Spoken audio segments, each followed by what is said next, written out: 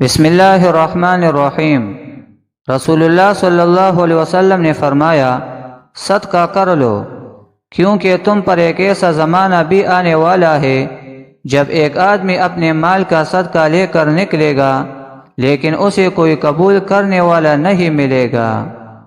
نبی اکرم صلی اللہ علیہ وسلم نے فرمایا، جب تو فجر کی نماز پڑھا کرے تو اپنی دنیا کے لیے 3 مرتبہ یہ پڑھ لیا کر، سبحان اللہ العظیم وبحمدہ ولا حول ولا قوت الا باللہ۔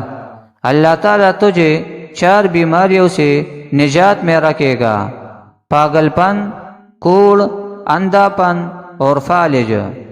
یہ بہت ہی قیمتی پوسٹ ہے، کوئی گناہ باقی نہیں رہتا۔ حضرت ابو امامہ رضی اللہ تعالیٰ عنہ فرماتے ہیں کہ جناب رسول اللہ صلی اللہ علیہ وسلم نے ارشاد فرمایا، جس شخص نے لا الہ الا اللہ وحدہ لا شریک لہ لہ الملک و لہ الحمد وہو علی کل شیء قدیر پڑھا تو اس کے اس عمل سے کوئی اور نیک عمل سبقت نہیں لے جا سکتا، اور نہ ہی اس کے پڑھنے کے ساتھ کوئی گناہ باقی رہ سکتا ہے۔ لہذا خود بھی پڑھ لیجئے اور دوسروں تک بھی پہنچائے۔